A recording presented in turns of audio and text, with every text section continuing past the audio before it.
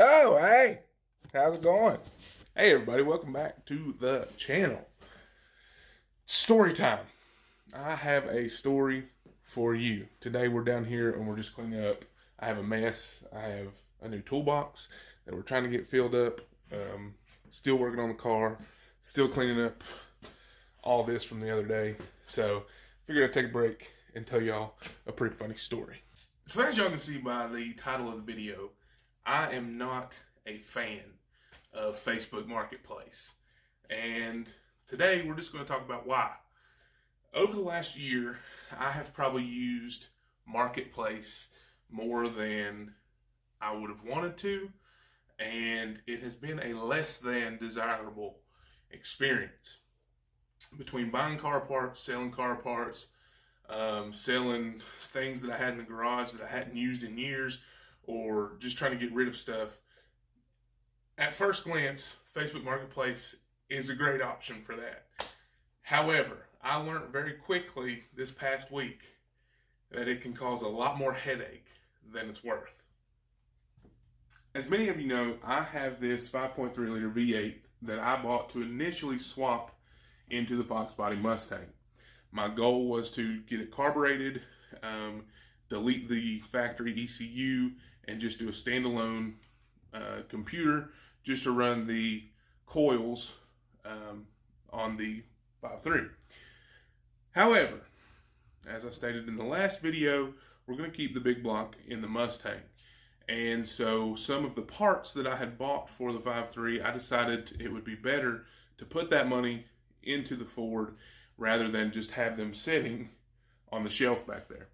So I listed this carbureted intake for a Gen 3 LS for $320. I had a few people message me about it, but no one really showed any interest or showed any desire to actually buy. Until the other day. I had a gentleman message me at 1 o'clock in the morning and say, if you'll take $200, and I'm paraphrasing, not quoting. If I needed to, I could show screenshots, but I'm not going to do that. He said, I will come and get it right now for $200.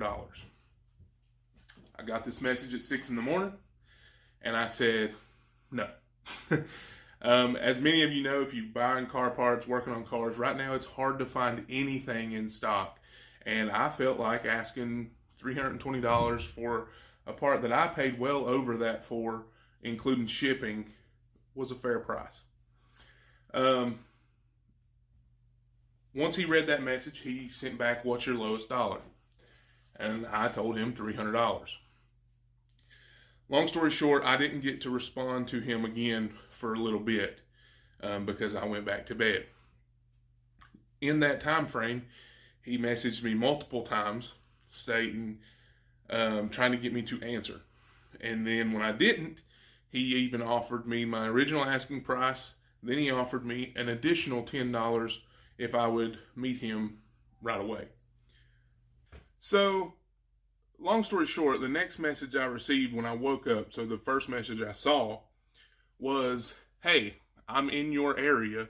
Where do I need to come to? Now, as you know, when you mark things for sale on Marketplace, you can put where you're located. And I do that to make it no question that I'm not going to drive hours away to meet you somewhere. So his message was, I'm in your area. Where do I need to meet? To which I responded, buddy, because I was frustrated because I'd seen all of his other messages. Buddy, I didn't even tell you I was available today. So after thinking about this for a minute or two, I decided, okay, whatever. It's money. I'll make it work. I told him I would meet him in about 30 minutes at the place that I meet everyone. And he responded, when I sent that to him, he responded back, I'm 5 minutes away. Never met the guy, don't know him. His Facebook profile is very vague, barely a picture of his face. I said, okay. So I get dressed, I get the intake manifold, and I head out to the car. Once I get everything situated and I get it loaded up, I head out to where we're going to meet. I tell him that I'm on my way. I tell him what vehicle I'm driving. To which he responds, I'm lost. Where do I need to go? Before I can message him back, he then tells me, never mind, I'm here. So I pull up into the parking lot where we're going to meet. Nothing's weird. The car he says is going to be there is there, and I pull in beside of it. Now, it's public. If you're going to meet somebody off of the internet to sell or buy something, make sure you do it in a public place. I'm a big dude, and I always am covered in the realm of protection, but I don't want to be stupid about it. So we met in a public place, and I get out, and I open the back hatch of my vehicle. He walks over, he looks at the part. We talk a minute. We talk about what he's doing. He's doing an engine swap. I talk about what I'm doing, why I'm selling it, the fact that it had never been installed. Normal stuff that you talk about when you're selling something. Now, my first red flag should have been this. Whenever he's looking at the part, I have it sitting on top of a box, which is another part, and I just have it sitting there. When he comes up, his first thing is to grab that box. He puts his hands on it and he doesn't let go, even though the intake is clearly on top of that box with the mounting hardware and the gaskets. So that should have been a red flag. I should have had my guard up. I should have paid more attention, but I didn't. We agreed to a price. I told him that I would take the $300, even though he offered more. And he said, so how much is it? And I said, I told you I'd sell it for $300. That's what I'll do. I'm a man of my word. So after that, he says, well, since you're honest, I'll give you the $320, which was my initial asking price. And I said, okay. I watched the man pull out a wad of money. He counts out $300 bills and then a 20. So he goes 1, 2, 3, and a 20. He then folds that money over with the 20 on top and hands it to me. I grabbed the wad of money. I watched him count it, and I put it in my pocket. That's where I made a mistake. Always recount your money. No matter what, always recount your money. We talked for a second. Again, the money's in my pocket already. I'm not worried about it. I get in my vehicle. He gets in his, and I drive off. Now, the bank that I use is about 2 minutes down the road. I drive straight there to deposit the money. As I get out of the car, I pull the money out of my pocket, and I open it up, and I begin to count. As soon as I touch the $100 bill that was on the inside, so meaning essentially the first one that he counted out, I realized something's weird. Now, I worked in banking for over 9 years. I should have known this. I should have touched the money first. I should have counted it first while I was in front of him. I made a mistake. I walk into the bank and I said, hey, I need to deposit this, but I'm pretty sure this is fake. And sure enough, it was. The $100 bill that he gave me had for motion picture use only, and it was clearly fake. So I immediately go into anger mode, to say the least. I actually used to work at this bank, so it was an embarrassment to me. I should have known better. The first thing I thought to do was take a picture. Even though most people would get angry about this part, banks can't let you leave with a fake bill, even though you brought it in. It's just a liability, and it can be an issue for others. And I get that. I understand that. I'm not trying to take anyone for a loss or anything like that. So I just asked if I could take a picture of the bill for my records, and they agreed. And I deposited the rest of the money, and immediately I messaged the individual. Now, what I said probably wasn't smart. Again, I didn't say anything out of line, but I'll tell you what I said. I did say, okay, big guy, you got me on this one, but I'll find you. Now, is that a little harsh? Yes. Could I have handled that situation differently? 100%. Was it out of line? You be the judge. But however, he saw the message. As you know, on Facebook, you can tell when someone reads the message, and he didn't respond, which pretty much told me that he knew. I immediately called the sheriff's department. The sheriff's department advised me to come fill out a report. So I met the deputy there. Once I explained the situation, the area that we did the transaction wasn't under their jurisdiction as far as how they would handle the situation. So I was passed off to another detective. Now, this is where, the timeline spreads out over the course of the entire day. Our transaction initially took place at 9:30 in the morning, like I said. I filed the report at 9:48. So that tells you there was not very much of a window in between the time I took the money to get into the bank to then call the sheriff's department. Once I kind of knew that I was going to be waiting for a while, my detective senses kicked in. No one's going to take advantage of me without me at least trying to make it right. So I started using the wild world of the internet. Now, here's the part that I want to bring to everyone's attention. If you think that you are not trackable, if you think that you cannot be traced, if you have one of these cell phones in your pocket, they can find you. If you have ever used Facebook, they can find you. If you have ever used your name in anything that has been put on the internet, they can find you. And this gentleman found out how easy it is. As you know, I have Stone Mountain Barbecue as an Instagram page, and I have a Facebook profile and things like that. Now, I proceeded to message this gentleman through the conversation we had, to which he didn't reply. Fortunately for me, through Facebook, I found that he has a wife. I also found the town he lives in. I also found that his wife has a son. All right? Through those three things, I was able to contact his son using my Stone Mountain Barbecue Instagram. When I did that, I just said the gentleman's name and said, I said, hey, I'm trying to get up with such and such. You wouldn't happen to have his phone number. Well, the stepson saw my message, didn't reply. However, an hour later, I received a message on my Stone Mountain Barbecue Facebook page that said, hey, this is such and such. I heard you were trying to get in touch with me. Here's my phone number. Now, if you knew me and are looking at me, you would probably be able to put two and two together that the same person that's been trying to get a hold of you through Facebook all day is the individual trying to get a hold of you on Messenger through a Stone Mountain Barbecue. However, this guy did not. I did not call him. This is something that you should take advice if you're going to take any. I didn't call him. I didn't want to escalate a situation, and also didn't want him to go into hiding. So, I called the sheriff's department.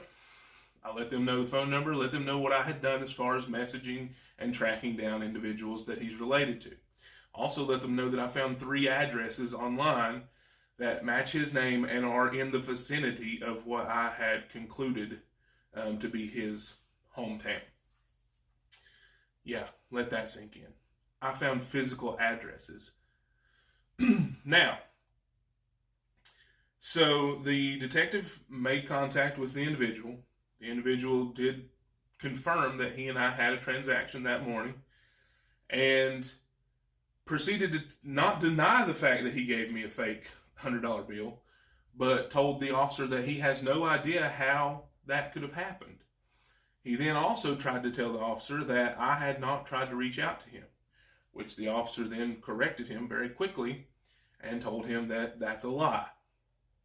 So, they had their conversation. The officer gave the individual 2 options, either bring back my money or bring back my part, and I would give him the money that was legitimate back to him, or give me another $100 bill that was not fake, and everything would be fine.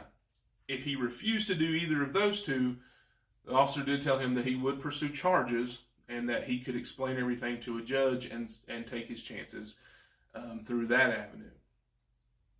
Long story short, the individual decided he would meet me at the police department and give me a $100 bill. I made sure that when he did so, that I had an officer standing by in the parking lot and that I was covered as far as if anything were to happen. Again, I didn't know this guy from Adam, and he didn't know me. So for both of our sakes, I felt that was the best course of action. Over that course of time, he messaged me and said that he would meet me at a certain time at the police department. It was nighttime. It was late. And I said, okay, that's fine, because I already had planned to have an officer on standby. This is where I have to appreciate our local police department and sheriff's department. They were very cooperative. They were very helpful, even though I had to do most of the digging myself. Met the individual that night an hour and a half before he said he would meet me. That's just the kind of guy he seems to be. And on my way there, the officer met me. We met at the parking lot across from the police department, and he stood by while we did the transaction. Individual still denied that he knew it was fake. Whatever, that's fine. I was just happy to get my $100 and be able to put this all behind me. Now, all of that said and done, it's a happy ending. He got his part. I got my money. Whether he knew that he gave me a fake $100 bill or not is still unknown. However, all things considered, he ignored me all day. He saw the message that I told him he gave me a fake $100 bill, and he refused to answer me. So, I don't know. I appreciate, again, the fact that he did man up and bring me the $100 bill. I appreciate the police department and sheriff's department for helping me do that.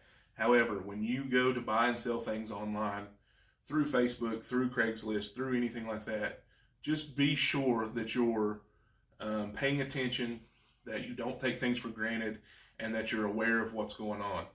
Now, granted, I was watching him, being weird with the other box that I had in my car. I was watching him count the money. I made sure that I had situational awareness. I just slipped up on that one thing. However, this does change the way that I will do transactions from now on. And these are just some suggestions I would have for you. If you're going to do any kind of transactions through Marketplace, even though you may not want to at first, in a situation like this, it may come in helpful. Make the person text your phone. Don't just use Messenger. I ended up finding out that this individual had about 4 different Facebook profiles across 3 different yard sale pages on Facebook. Also, found out that he didn't have an ad or a hometown listed on his Facebook, and he didn't have friends listed that I could contact.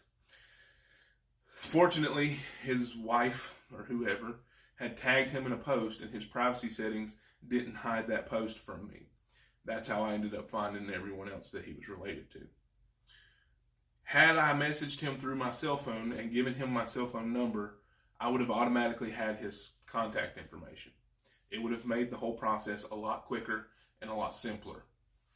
So that's just an advice from me, someone who has recently had to do some digging and find things. Had I had his phone number from the get-go, it would have been a lot more simple.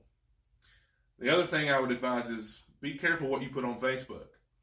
Like I said, I was able to find 3 addresses that led me to a very close proximity to where I found his hometown to be. Granted, he told me he was from a completely different town an hour away. When I pulled in a different state, when I pulled into the transaction, I noticed that his tag was not from the state he told me he lived in. Things like that you need to pay attention to when you're meeting up with people. I didn't remember his tag number. However, if I had, that would have helped me in the whole situation as well.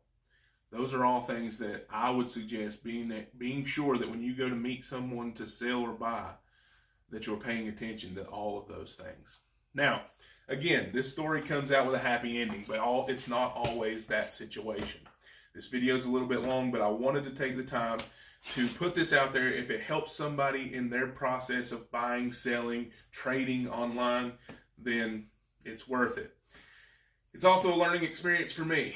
I've always been frustrated with how Facebook Marketplace works. The fact that people can just message you randomly and have no intentions to buy, but just bother you regardless. That irritates me to no end. And this was one of those situations where I wish, even though I sold it and I was able to recoup my money, I wish I had just ignored him from the get-go when he was being very pushy. But you live and learn. So that's going to be it for this video. That was my experience with Facebook Marketplace. I hope you never go through anything like that. but I hope you've enjoyed this story. Y'all stick with me. We'll see what we can do, and stay tuned for some more videos on who knows what we're going to be doing here at Stone Mountain Adventures. Thanks, guys. God bless.